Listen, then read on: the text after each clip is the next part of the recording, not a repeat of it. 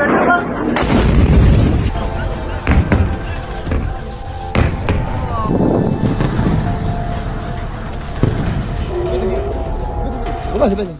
মাসে গড়ানো ইরান ও ইসরায়েল যুক্তরাষ্ট্র সংঘাতে ক্রমেই চাপে পড়ছে ইসরায়েল। তবে কি এবার অরক্ষিত ইসরায়েলের আকাশ? চারদিক থেকে ধেয়ে আসা ক্ষেপণাস্ত্র আর ড্রোনের জোয়ারে হিমশিম খাচ্ছে দেশটির আয়রন ডোম ও অ্যারো প্রতিরক্ষা ব্যবস্থা। আর এ যুদ্ধে ইরান সমর্থিত মিত্র গোষ্ঠীগুলোর আনুষ্ঠানিকভাবে যুক্ত হওয়ায় একাধিক দিক থেকে হুমকির মুখে পড়েছে দেশটি। ফলে ইসরায়েলের আকাশ প্রতিরক্ষা ব্যবস্থা এখন তীব্র চাপের মধ্যে পড়েছে। রণকৌশলে কি তবে বড় কোনো পরিবর্তন আসছে? পশ্চিম তীরের রামাল্লাহ থেকে আল জাজিরার এক প্রতিনিধি জানিয়েছেন, ইসরায়েলি নেতৃত্বের বক্তব্যে বিজয়ের সুর থাকলেও বাস্তব চিত্র বলছে ভিন্ন কথা। আর এদিকে প্রধানমন্ত্রী বেনিয়ামিন নেতানিয়াহু দাবি করছেন, ইসরায়েল কৌশলগতভাবে এগিয়ে রয়েছে এবং ইরান কোণঠাসা।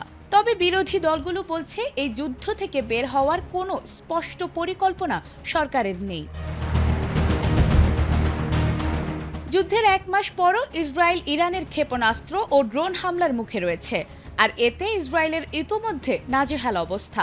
সেই সাথে যোগ হয়েছে ইরান সমর্থিত গোষ্ঠীগুলোর রকেট হামলা, যা সামলাতে হিমশিম খাচ্ছে নেতানিয়াহু প্রশাসন। সব মিলিয়ে বহুমুখী আক্রমণে চাপে পড়েছে ইসরায়েলের প্রতিরক্ষা ব্যবস্থা। এদিকে ইরানি হামলা ঠেকাতে গিয়ে ইসরায়েলের ইন্টারসেপ্টর মিসাইলের মজুদ দ্রুত কমে যাচ্ছে। এছাড়াও অত্যাধুনিক অ্যারো ও ডেভিড স্লিং সিস্টেম ব্যবহার করে প্রতিটি হামলা প্রতিহত করতে বিপুল ব্যয় হচ্ছে, যা দীর্ঘমেয়াদে টেকসই নয়। এই পরিস্থিতিতে ইসরায়েল রেশনিং কৌশলে হাঁটছে, যেখানে কেবল জনবহুল এলাকা বা গুরুত্বপূর্ণ স্থাপনায় আঘাত হানতে পারে এমন ক্ষেপণাস্ত্রই প্রতিহত করা হচ্ছে, অন্যগুলো এড়িয়ে যাওয়া হচ্ছে।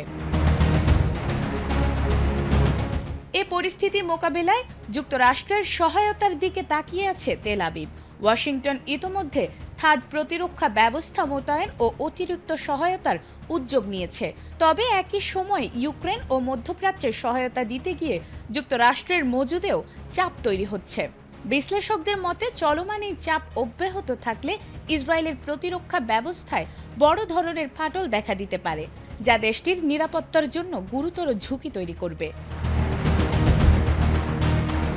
নাজমুন নাহার জান্নাত, এটিএন বাংলা।